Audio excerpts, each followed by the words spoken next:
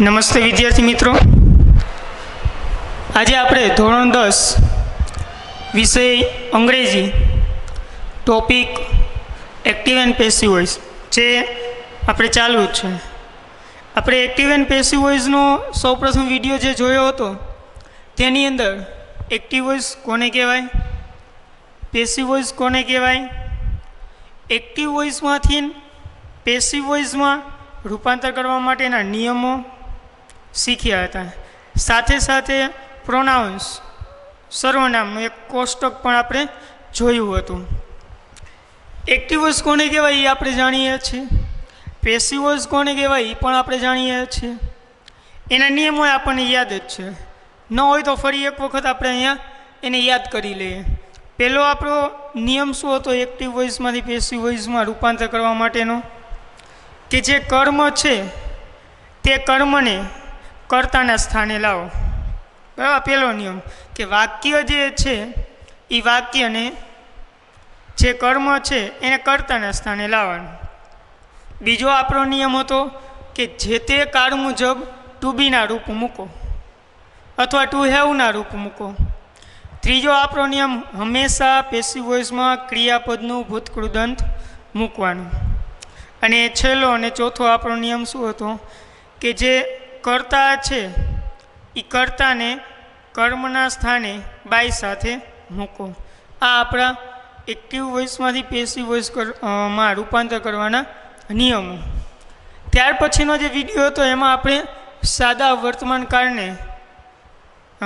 વર્તમાનકાળનું active વોઇસમાંથી passive વોઇસમાં રૂપાંતર કરવાનું જોયું હતું. આજે આપણે આ વિડીયોની અંદર એક કાળ તો સિમ્પલ પાસ્ટ ટેન્સ એટલે કે સાદા ભૂતકાળમાં એક્ટિવ વોઇસમાંથી પેસિવ વોઇસમાં કઈ રીતના રૂપાંતર થાય, એટલે કે સિમ્પલ પાસ્ટ ટેન્સની દરેકે દરેક જે વાક્ય રચનાઓ છે એને આપણે જોશું. V2 એટલે કે એક્ટિવ વોઇસ જે છે એમાં સિમ્પલ પાસ્ટ ટેન્સની અંદર હંમેશા V2નું રૂપ આવે. અન્ય વાક્ય રચનાઓ હોય તો V1 આવે, એટલે વિધાન વાક્ય રચનામાં V2 આવે. એ સિવાયની નકાર, સહાયકારક પ્રશ્નાર્થ, WH કોઈ પણ વાક્ય રચનાઓ હોય તો ભૂતકાળની અંદર V2ને બદલે V1 આવે છે. પણ સિમ્પલી રીતે આપણે જો યાદ રાખવું હોય કે સાદા ભૂતકાળનું વાક્ય હોય એનું આપણે પેસિવમાં રૂપાંતર કરીએ તો શું થાય, તો કે એક્ટિવ વોઇસમાં જે V2નું રૂપ છે એના બદલે આપણે શું મૂકવાનું હોય, વોઝ વેર પ્લસ V3. બાકી કરતા અને કર્મની શું થાય અદલા બદલી. એટલે આટલું સરળતાથી તમે યાદ રાખો તો તમને એક યાદ આવી જાય કે યાદ રહીએ કે આપણે જે વાક્ય છે એ વાક્ય જો સાદા ભૂતકાળનું હોય તો આપણે શું કરીએ, એમાં શું ફેરફાર કરીએ તો આપણું પેસિવ વોઇસમાં રૂપાંતર થાય. તો ક્રિયાપદ જે છે V2 અથવા ડીડ પ્લસ V1 આપેલું હોય તો એમાં આપણે શું કરવાનું રહીએ, વોઝવેર પ્લસ V3. આટલું યાદ રાખવાનું એટલે આપણે આ આવડી જાય આખું સિમ્પલ પાસ્ટ ટેન્સનું પેસિવ વોઇસમાં રૂપાંતર કરતા આવડી જાય. V2નું શું થઈ જાય, વોઝવેર પ્લસ V3. બરાબર. હજી આપણે તો એને જુદી જુદી વાક્ય રચનાને ઉદાહરણ સાથે જોઈએ. પહેલી વાક્ય રચના વિધાન વાક્ય રચના, આ પણ ખ્યાલ જ છે, બધા જાણીએ છીએ. એની એક્ટિવ વોઇસની વાક્ય રચના કેવી હોય, તો એક્ટિવ વોઇસની વાક્ય રચના કર્તા ભૂતકાળ છે એટલે V2નું રૂપ હશે, કર્મ એટલે કે ઓબ્જેક્ટ પ્લસ અધર વર્ડ્સ અન્ય શબ્દ. આ એની વિધાન વાક્ય રચના.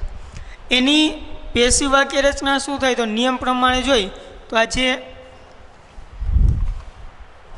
કર્મ છે એ સ્વાભાવિક છે ક્યાં આવશે, કર્તાના સ્થાને.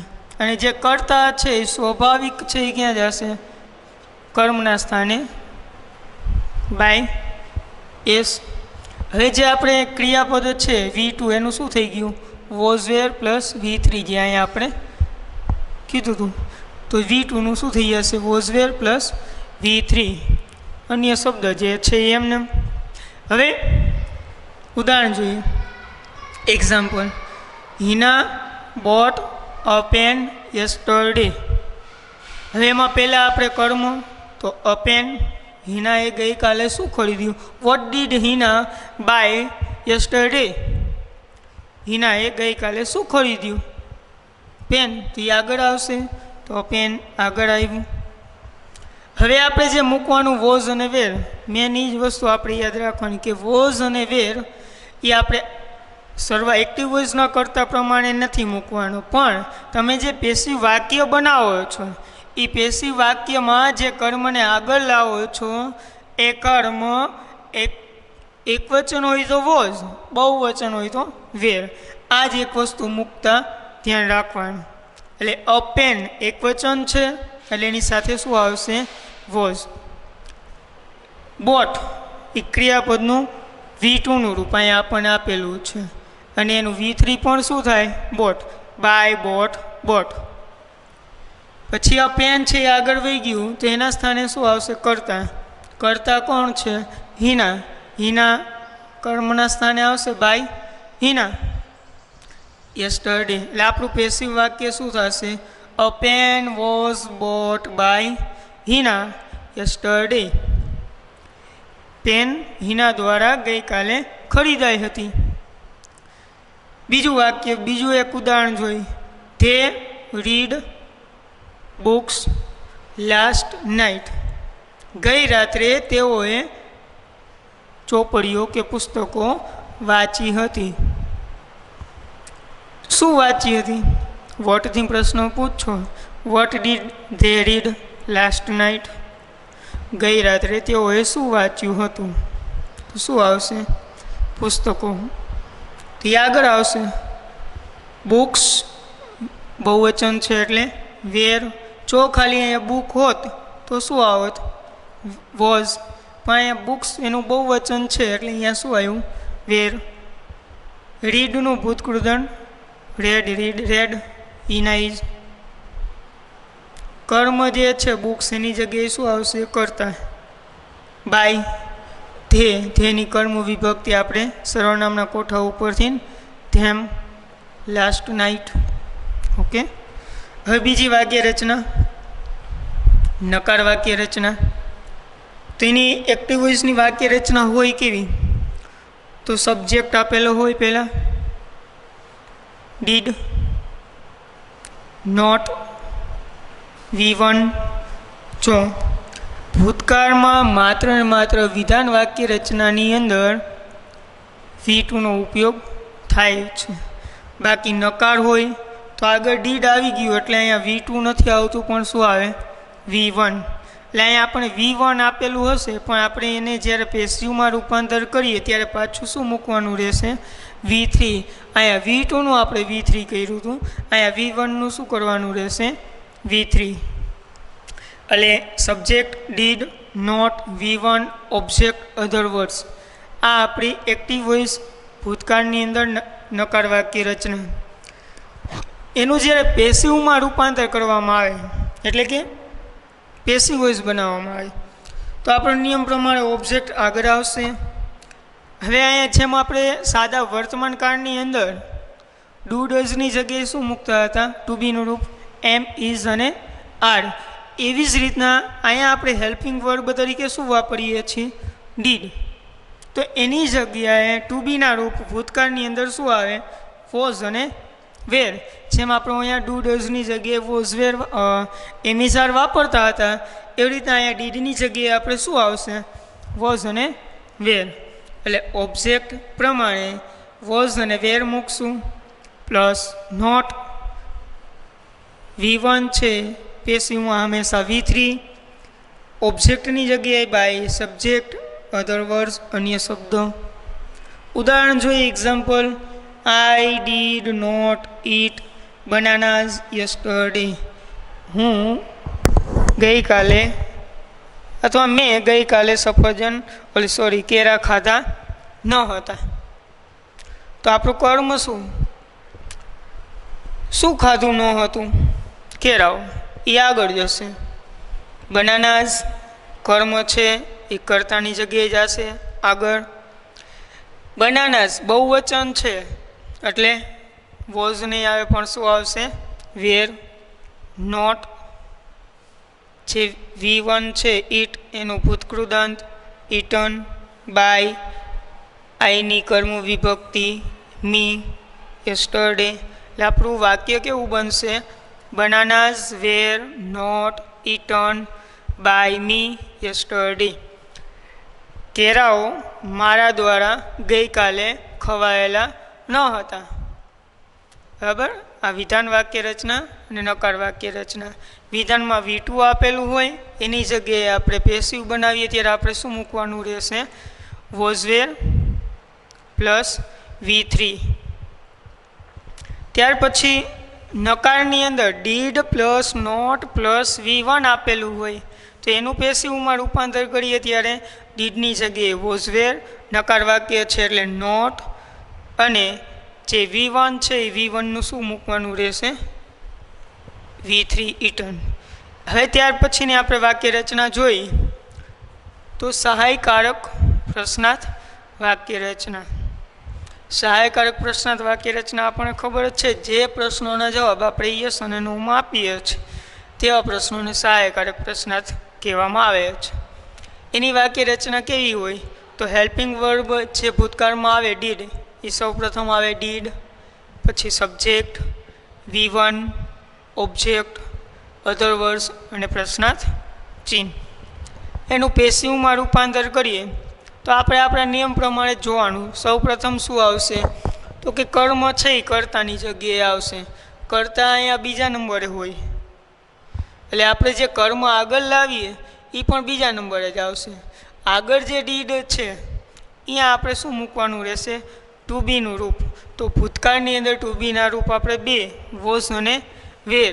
તો અહીંયા સૌપ્રથમ ટુ બીના રૂપ મૂકાશે, પણ આપણે આપણા નિયમને ફોલો કરવાના. સબ્જેક્ટની જગ્યાએ ઓબ્જેક્ટ. બીજો નિયમ ટુ બીનું રૂપ પણ એ ક્યાં આવશે? શરૂઆતમાં ડીડના સ્થાને. જે ક્રિયાપદ છે એનું V3. આપણે ત્રીજો નિયમ જે જોયો હંમેશા V3 મૂકવાનું. તો V3 ઓબ્જેક્ટ છે એની જગ્યાએ બાય સબ્જેક્ટ, અધર વર્ડ્સ એમને, પ્રશ્નાર્થ ચિહ્ન એમને. ઉદાહરણ જોઈએ. Did she play kho kho? શું તેણી ખોખો રમતી હતી? તો આપણો પહેલો નિયમ જે હતો એ પહેલા નિયમ પ્રમાણે જોઈ. ખોખો કર્મ છે એ કરતા સીના સ્થાને આવશે. બીજો નિયમ ટુ બીનું રૂપ મૂકવાનું. તો ટુ બીનું રૂપ આપણે કોની જગ્યાએ મૂકવાનું? ડીડ. પણ પહેલાં તમે જો કર્મ લાવો તો એ તમે મૂકી શકો, કેમ કે કર્મ રહ્યું શું એ ખોખો એક વચન છે એટલે એની સાથે શું આવશે? વોઝ. જો તમે સીધું જ વોઝ કે વેર મૂકવું હોય તો તમને ખ્યાલ આવશે નહીં. વાક્ય રચના તમે જુઓ તો પહેલાં શું મૂકવાનું? વોઝ અથવા વેર. પણ એ વોઝ કે વેર મૂકવા માટે પહેલાં તમારે આગળ કોને લાવવો પડે? કર્મ. જો એ કર્મ બહુવચન હોય તમે પહેલાં વોઝ મૂકી દો તો પણ ખોટું પડે. એટલે પહેલો નિયમ આપણો જે છે એ નિયમ પ્રમાણે પહેલાં કર્મને આગળ લાવવાનું, પછી ટુ બીનું રૂપ જે આવતું હોય એ મૂકો. તો અહીંયા ખોખોની સાથે શું આવે? વોઝ. જેથી કરીને ક્યારેય ભૂલ ન થાય. પછી જે V1 છે એનું આપણે હંમેશા પેસિવમાં V3 પ્લેડ. ખોખો કર્મ છે આગળ વહી ગયું એની જગ્યાએ કરતા આવે બાય સીનું કર્મ વિભક્તિ હર. એટલે આપણું વાક્ય was kho kho played by her. પછી પ્રશ્નાર્થ વાક્ય રચનાઓ. પ્રશ્નાર્થ વાક્ય રચનાની અંદર આપણે હુવાળી વાક્ય રચના, વોટવાળી વાક્ય રચના અને વેન અને વેરવાળી વાક્ય રચના જોશું. તો હવે અહીંયા જોઈએ તો પહેલાં હુવાળી વાક્ય રચના એક વિશિષ્ટ પ્રકારનું છે, ખાસ પ્રકારનું. આ વાક્ય રચના આપણને ભૂલ કરાવતી હોય છે. શું કામ ભૂલ કરાવે એને પણ ધ્યાનમાં લેશું. જો પહેલું એક્ટિવ વોઇસની વાક્ય રચનામાં શું હોય તો કે હું પ્રશ્નાર્થ છે એટલે પહેલાં પ્રશ્નાર્થ શબ્દ આવે, પછી V2 અધર વર્ડ્સ અન્ય શબ્દ, કર્મ, અધર વર્ડ્સ અને પ્રશ્નાર્થ ચિહ્ન.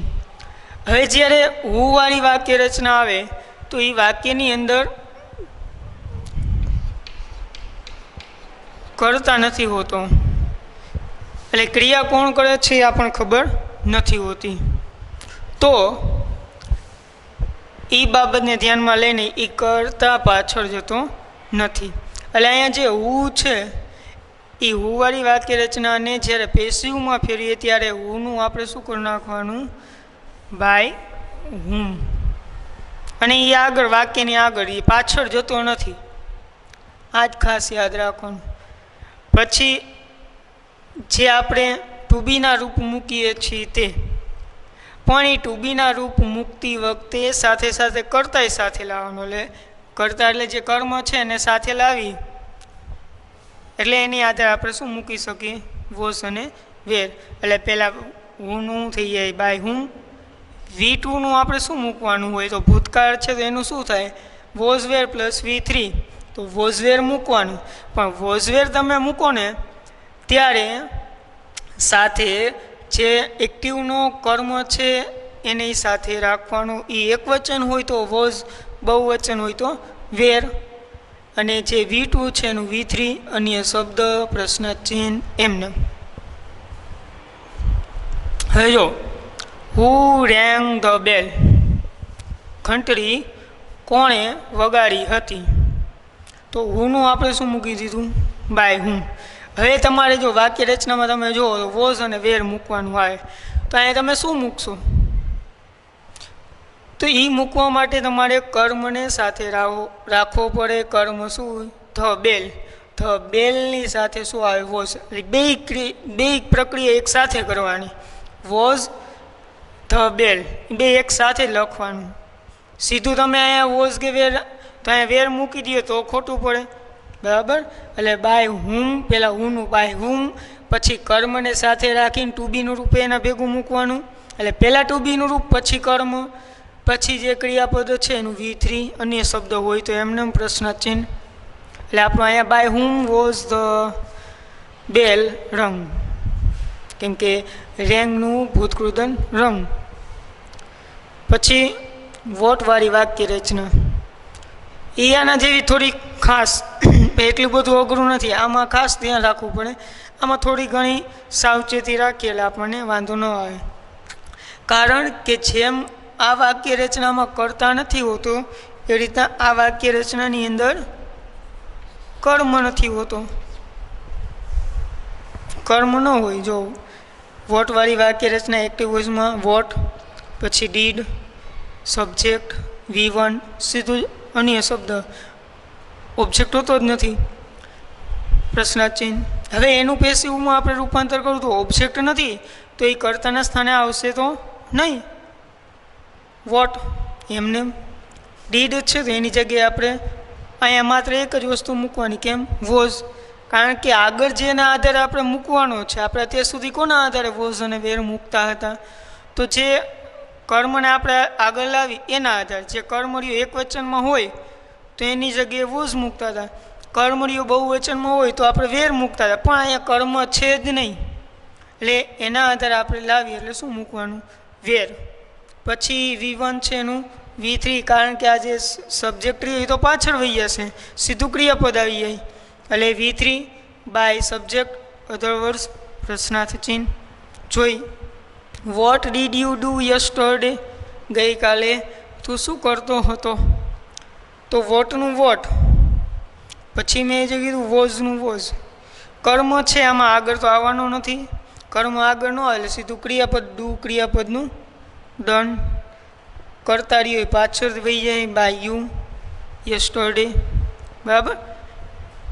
આ આપણી વાક્ય રચનાઓ. હજી એક વાક્ય રચના આપણે જોવાની છે એ વેન અને વેરવાળી. બે એક સાથે જ જોશું કેમ કે બેની વાક્ય રચના લગભગ સેમ જ છે. ફરી એક વખત the simple past tense active વોઇસમાં V1 અથવા બીજી અન્ય કોઈ પણ વાક્ય રચનાઓ હોય તો એમાં V1નું રૂપ પણ આવતું હોય છે. પેસિવ વોઇસમાં એનું રૂપાંતર કરીએ તો V1 છે એનું થઈ જાય V2 છે એનું થઈ જાય વોઝ અને વેર, અથવા તો ડીડ હોય તો ડીડના સ્થાને તમે વોઝ વેર મૂકો. અને પેસિવ વોઇસ છે એટલે હંમેશા આપણે ક્રિયાપદનું તો V3નું રૂપ જ મૂકીએ છીએ. વિધાન વાક્ય રચના જોઈ તો એમાં V2નું વોઝ વેર પ્લસ V3 થાય, બાકી કર્તા અને કર્મની અદલા બદલી. નકાર વાક્ય રચનાની અંદર ડીડ નોટ V1નું થઈ જાય was wear not plus V3, કર્તા અને કર્મની અદલા બદલી. સહાયકારક પ્રશ્નાર્થની અંદર ડીડની જગ્યાએ વોઝ વેર, V1ની જગ્યાએ V3, કર્તાની અદલા બદલી. પછી WHની અંદર હુ વાળી કાંઈક વિશિષ્ટ છે, ખાસ યાદ રાખવાનું. બરાબર, હુનું બાય હુમ, V2નું વોઝ વેર પ્લસ V3, પણ બેની વચ્ચે શું આવી જાય? કર્મ, ઓબ્જેક્ટ. વોટવાળી વાક્ય રચનામાં કર્મ હોતો નથી, એને આગળ લાવવામાં આવતો નથી. ટુ બીના રૂપ તરીકે માત્ર વોઝ વપરાય છે અને V1ની જગ્યાએ V3, કરતાં પાછળ જતું રહે. બરાબર, હવે આપણે વેન અને વેરવાળી વાક્ય રચના જોઈએ.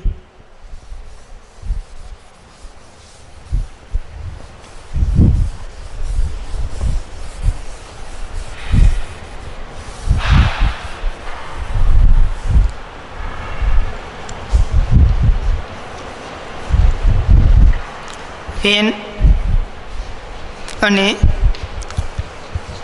વેર.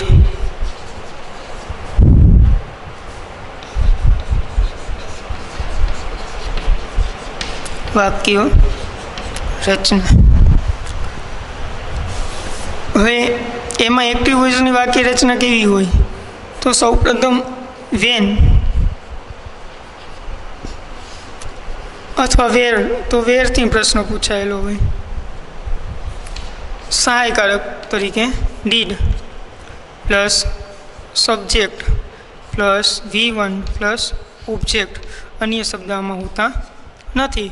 હોય જો વેનથી પ્રશ્ન પૂછાયેલો હોય તો સ્થળ બતાવતો શબ્દ હોય, વેરથી પ્રશ્ન પૂછાયેલો હોય તો સમય બતાવતો શબ્દ હોય, પણ આપણે વાક્ય રચનાની અંદર એનો સમાવેશ અત્યારે કરતા નથી. એનું પેસિવમાં રૂપાંતર કરીએ તો વેન વેર પ્લસ ડીડ છે. હવે ખાલી આટલું જોઈ લ્યો ને તો વેન અને વેર એમને. બાકીની જે વાક્ય રચના હવે તમે જુઓ તો આખી સહાયકારક પ્રશ્નાર્થ વાક્ય રચના થઈ ગયા છે. જો ડીડ, કર્તા, V1, ઓબ્જેક્ટ, અધરવર્સ, અન્ય શબ્દો હોય કે ન હોય કાંઈ ફરક ન પડે. અહીંયા જે રીતનું રૂપાંતર આપણે કરતા હતા સહાયકારક પ્રશ્નાર્થ વાક્ય રચનાની અંદર, એ જ રીતનું અહીંયા ફેરફાર થાય. આપણે શું કરતા હતા? ડીડનું વોઝ વેર પ્લસ કરતા છે અહીંયા શું આવીએ? ઓબ્જેક્ટ. V1 છે અહીંયા V3 બાય સબ્જેક્ટ પ્લસ પ્રશ્નાર્થ ચિહ્ન. ઉદાહરણ જોઈએ.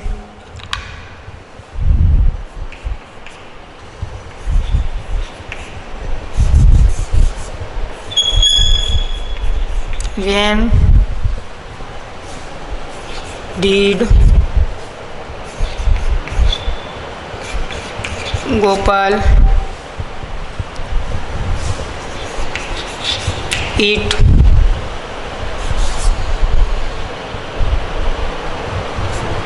a banana.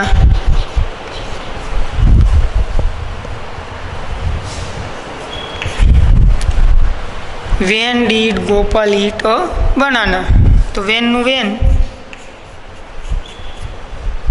ડીડની જગ્યાએ આપણે વોઝ અથવા વેર મૂકવાનું, પણ વોઝ કે વેર મૂકવા સાથે સાથે કર્મ આગળ લાવવો પડે. કર્મ કોણ છે? બનાના. એટલે એક વચન છે એટલે શું આવશે? વોઝ. જો એ બહુવચન હોત તો અહીંયા શું આવત? આપણે વેર. Was banana. પછી ઈટનું ભૂતકૃદંત ઈટન બાય ગોપાલ પ્રશ્નાર્થ ચિહ્ન. એવી રીતના વેનની જગ્યાએ વેર મૂકી દો. વાક્ય રચના એ ના જ રહેવાની. Where did Gopal eat bananas. બરાબર, એક ઈ વસ્તુ રહી, એક વચન જે અહીંયા હતું એની જગ્યાએ મેં શું કર્યું, બનાનાઝ. તો એમાં શું ફેરફાર થાય, તો વેર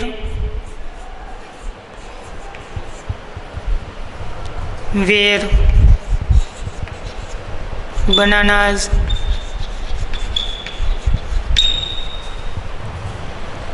eaten by ગોપાલ. બરાબર, આ વેન અને વેરવાળી વાક્ય રચના એકદમ સરળ અને સિમ્પલ જ છે. હવે એક વાક્ય લઈ એ એક વાક્યને દરેક વાક્યમાં રૂપાંતર કરી એક વિધાન છે તો વિધાનનું પેસિવ બનાવીએ, પછી એનું નકાર બનાવીએ, એટલે સરળતાથી તમારા જે અમુક પ્રશ્નો છે એ પણ સોલ્વ થઈ જશે. ટૂંકું ને ટચ યાદ શું રાખવાનું, વિધાન વાક્ય રચના V2 આપેલું હોય તો એની જગ્યાએ આપણે વોઝ, વેર અને V3 મૂકવાનું. સિમ્પલ પાસ્ટ ટેન્સનું વાક્ય ઓળખવાનું કઈ રીતના એ પણ આપણને આવડવું જોઈએ. એટલે એ સમય સૂચક શબ્દ યસ્ટરડે, લાસ્ટ નાઇટ, લાસ્ટવાળા ટૂંકમાં બધા શબ્દો, ક્રિયાપદનું V2નું રૂપ અને નકાર કે સહાયકારક હોય તો શું આવે, ડીડ. આ એની ઓળખવાની નિશાની કે ડીડવાળું વાક્ય હોય, V2વાળું વાક્ય હોય, આ બધી એની ઓળખવાની નિશાની છે. બાકી સમય સૂચક શબ્દો આપણને આપેલા ન આપ્યો તો આપણે શેમાં જોવાનું રહીએ, તો ક્રિયાપદ ઉપર. બરાબર, તો આપણું ધ સિમ્પલ પાસ્ટ ટેન્સની અંદર એક્ટિવ વોઇસ અને પેસિવ વોઇસ. હવે પછીના વિડીયોની અંદર આપણે ભવિષ્યકાળ જોશું. એ પહેલાં આપણે એક વાક્યને જોઈએ.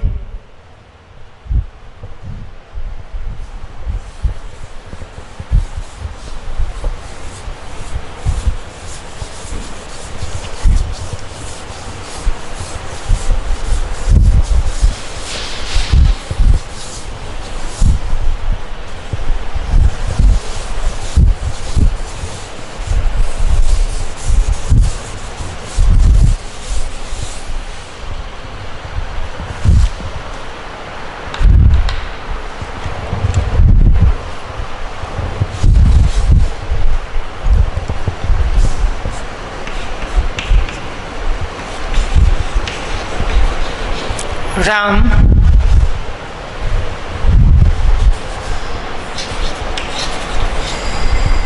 wrote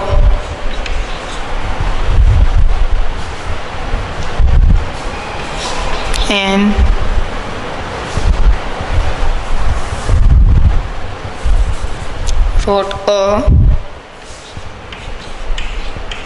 poem. Ram wrote a poem. રામે કવિતા લખી હતી. હવે એ ખબર કેમ પડે પેસિવ વોઇસનું વાક્ય છે ને એક્ટિવનું છે, એક્ટિવ છે ને પેસિવ છે ને કયા કાળનું છે એ આપણે બધું ઓળખવું પડે.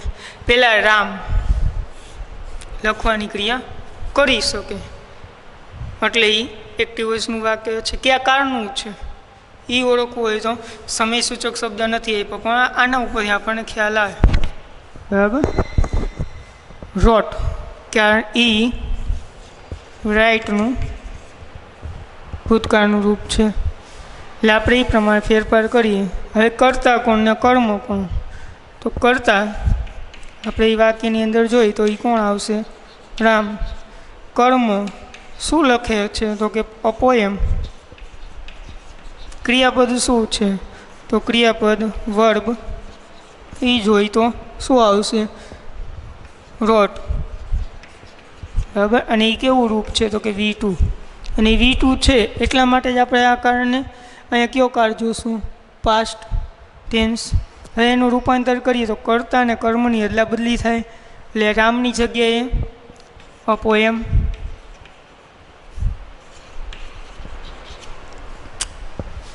અને એ પોએમની જગ્યાએ શું જશે, રામ, પણ એની સાથે શું લાગશે, બાય. એ પહેલાં V2 છે, V2ની જગ્યાએ આપણે શું મૂકવાનું, વોઝ અને વેર પ્લસ V3. તો અપોયમ છે એ એક વચન છે